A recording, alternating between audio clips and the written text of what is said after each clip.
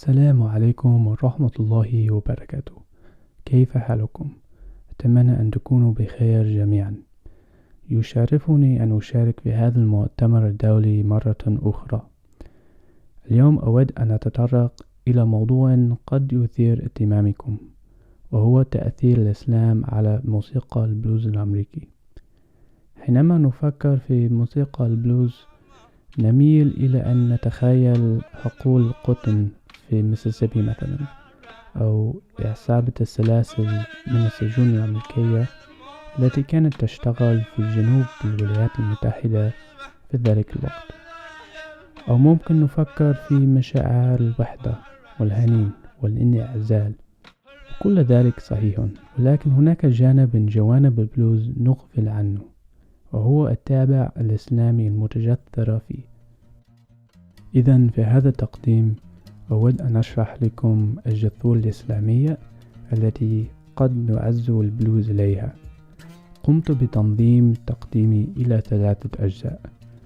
أولا، وصف الثقافة الموسيقية في أفريقيا الإسلامية تقليديا، وثانيا كيفية انتقال هذه التقاليد إلى سواحل أمريكا الاستعمارية أثناء تجارة الرق، وثالثا كيفية تطور موسيقى البلوز عقب الحرب الأهلية الأمريكية.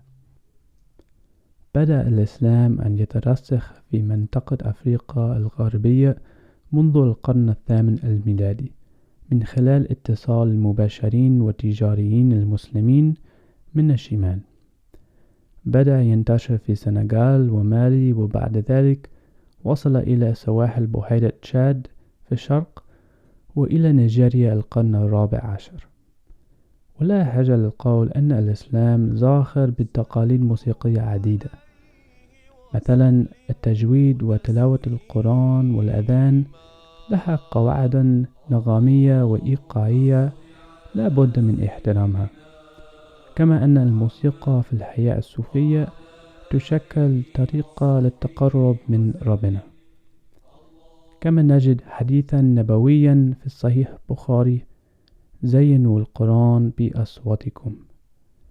ويمكن وصف الموسيقى المقدسة هذه بأصوات قوية ونوع من الميليزما كما يطلق عليه في علم الموسيقى، حيث تتغير الألحان على نفس المقطع، وأيضا جليساندوهات ولمحة الخنة النيفية.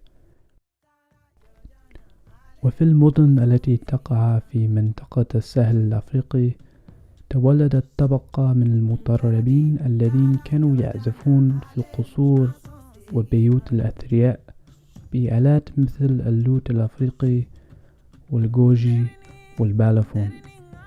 ووفقا للعالم الموسيقي جيرهارد كوبك، كانت تتميز هذه الأساليب بنوع من التذبذب وعدم وجود الإيقاع المتعدد ووجود النغمات المتعددة.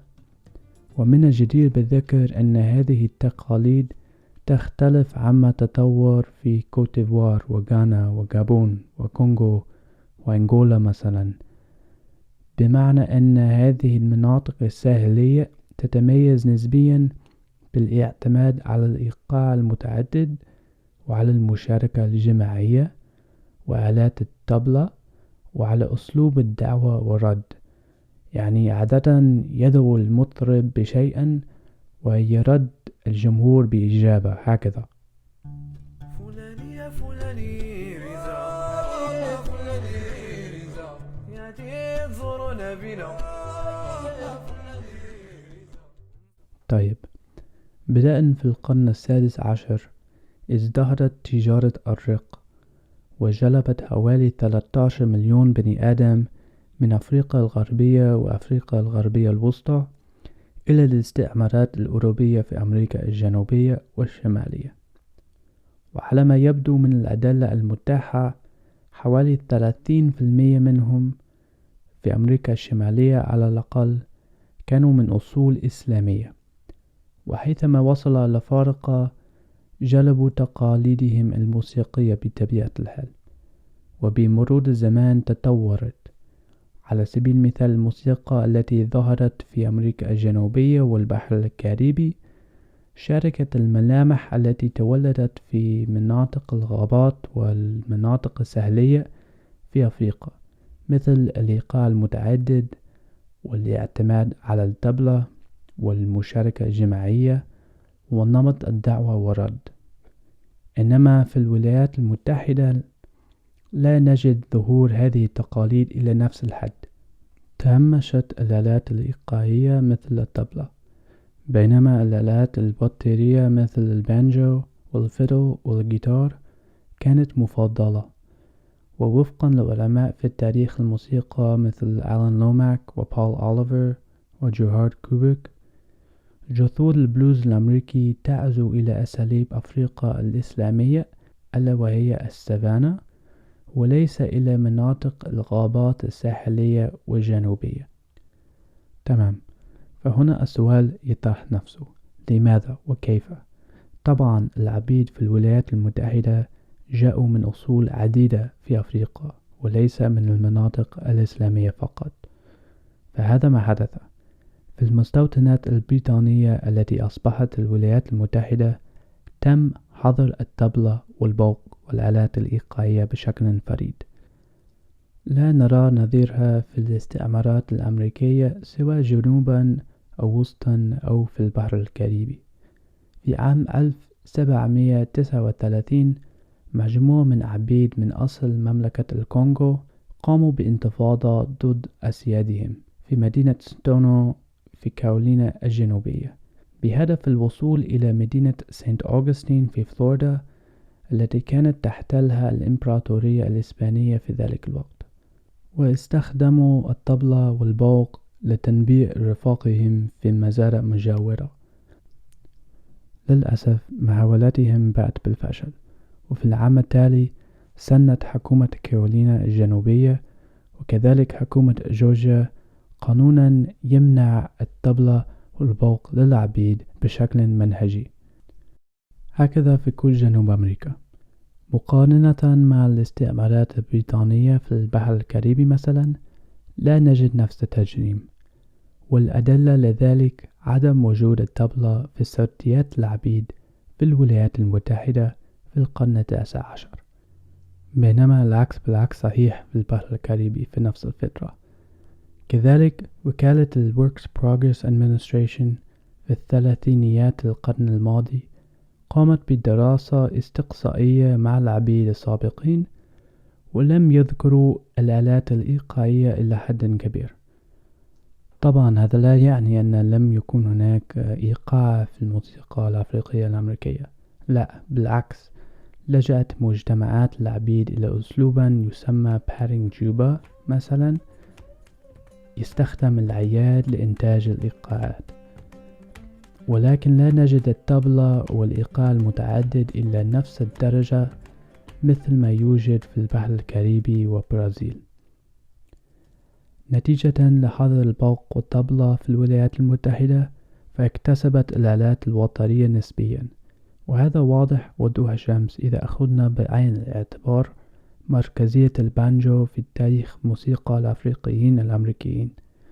فقال توماس جيفرسون مثلا أن البانجو هو الآلة الأبرز في ريبرتوار العبيد. وكما ترون البانجو وسلفه في المناطق الإسلامية تشابه البعض.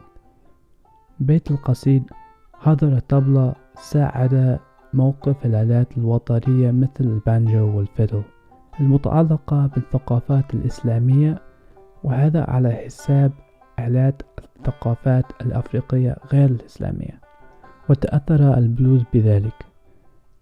ثانيا، يجب أن نفهم عنف وقسوة العبودية في ذلك الوقت.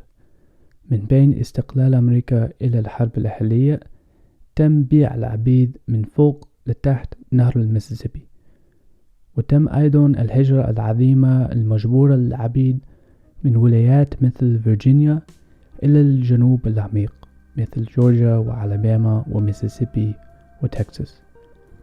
إذن هذا الجو العاتم وغير الإنساني لم تناسب تقاليد الغناء الجماعي والرقص لكي تعبر عن مشاعر الحسرة والانعزال التي كانت تمثلها العبودية. فالمقامات الصغيرة مثل الهارمونيك ماينر ومقام البلوز الاثنى عشر ربما بدأ أحسن. بالإضافة إلى ذلك من وجهة نظر السياد العبيد، فمشهد مطرب مثلا يجلس بمفرده ويعزف بالحزن أقل تعديدا من مشهد مجموعة من العبيد وهم يرقصون ويصفقون ويغنون مع إيقاع طبلة. فهذه الجوانب ساعدت تبلور موسيقى البلوز.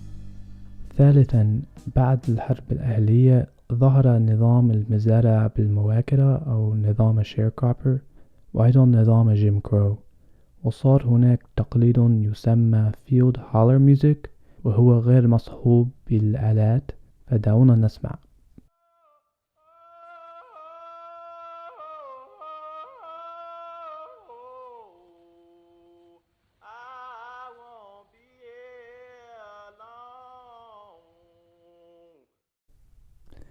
كما سمعتم، الهولر يتميز بتيمبو بطيء وبنوتات طويلة ولمحة الميليزما وفاصلات بين الجمل ونبرة الحنين والوحدة. انبثق هذا النوع من الموسيقى في عصر إعادة الإعمار من أصل أغاني العمل في الحقول. وعندما بدأ العلماء في علم الموسيقى في أوائل القرن الماضي مثل جون ويرك الثالث وألان لوماكس يلاحظوا تشابهات بين موسيقى هولر ونظيرها في السنغال مثلا، قالوا يا سلام، هذا اكتشاف رائع. بمرور الزمان أدت موسيقى هولر إلى البلوز بمساهمة مبتكرين مثل روبرت جونسون ونينا سيمون وإيريك كلابتون. وطبعا لا شك أن هناك تأثيرات أخرى على البلوز وهي غير إسلامية مثل التراتيل الأوروبية التي دخلت موسيقى الغوسبل. ولكن في نهاية الأمر البلوز موسيقى تعبر عن الفقدان، فقدان الحبيبة أو فقدان العمل أو فقدان الوطن. ولكن في نفس الوقت البلوز يمثل التمرد ضد الحزن. ثم لرجال الدين مثل جيمس كون، البلوز هو السيكولار spiritual أو الترتيلة العلمانية الروحانية. في الختام، البلوز في تقديري أنا ليست موسيقى أفريقية أو إسلامية بالمعنى التاريخي المحدود على الرغم من التأثيرات العديدة المترسخة فيها، بل أنها تولدت من ظروف أمريكية معينة لكي تتعامل مع رعب أمريكي فريد. ولكن أتمنى أن يكون التابع الروحاني في البلوز قاسما مشتركا بينه وبين الإسلام نفسه. ومن أجل التوضيح دعونا نسمع إلى هذا الأذان في مقام البلوز. شكرا للاستماع وأتطلع إلى أسئلتكم من بعد.